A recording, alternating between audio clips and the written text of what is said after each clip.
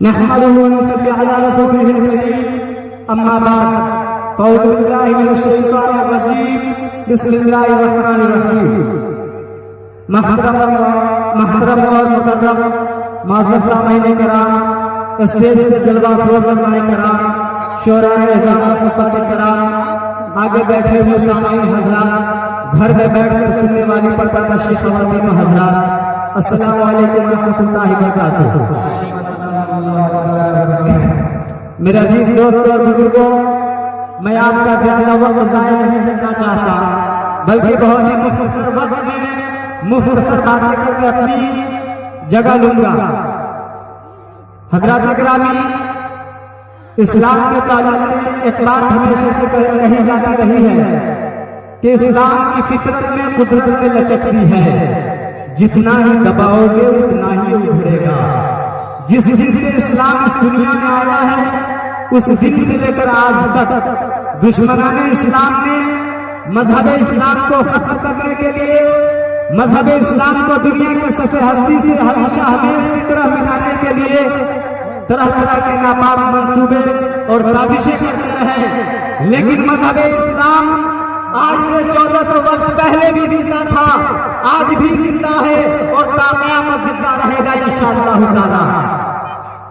یہ دین کبھی ختم نہیں ہونے والا ہے، اس لیے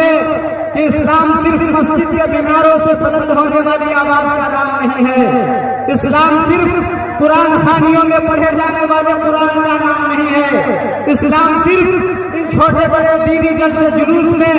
چند لمحوں کے لیے یا چند منٹوں کے لیے تقریر کر دینے کا نام نہیں ہے،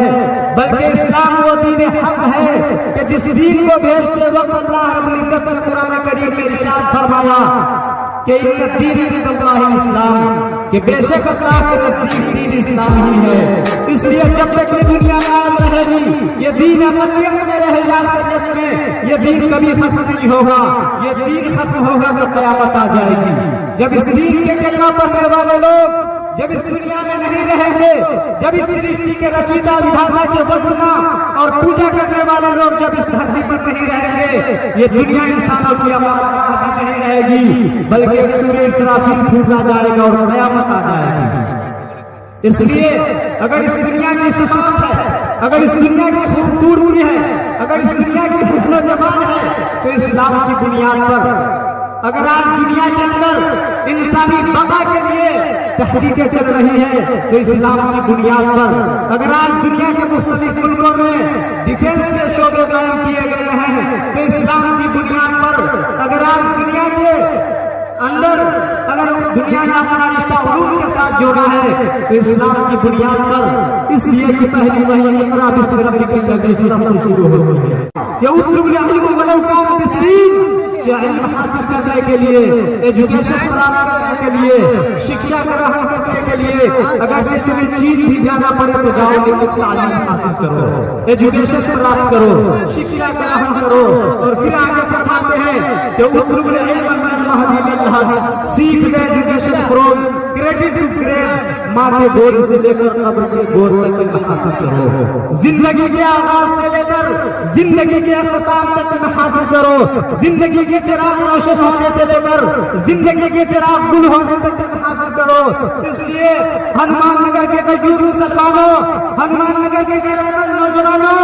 اگر تم دنیا کی دولت، دنیا کی شہرت، دنیا کی عزت و طاقت حاصل کرنا چاہتے ہو تو اپنا رشتہ عمل سے جوڑو، اپنا رشتہ علم سے جوڑو، اپنا رشتہ دین سے جوڑو، اپنا رشتہ ایجوکیشن سے جوڑو، کیونکہ اسی میں بھلائی ہے، اسی میں کلیان ہے اور اسی میں نجات ہے۔ اس لیے دوستوں اور بزرگوں، میں زیادہ وقت آپ کا ضائع نہیں کرنا چاہتا ہوں، کیونکہ بہت سارے علماء کرام یہاں پہ تشریف فرما ہے۔ ان بڑے بڑے سورج چاند ستاروں کے بیچ مجھ جیسا آدمی اور حقیقت جنون کے چمکنے سے کیا ہوگا، لیکن ایک طالب علم کی حیثیت سے میں آپ کے بیچ میں اپنی باتیں رکھ رہا تھا، اور انہیں تمام باتوں کے ساتھ میں اپنی باتوں کو ختم کرتا ہوں، اور اللہ تعالیٰ سے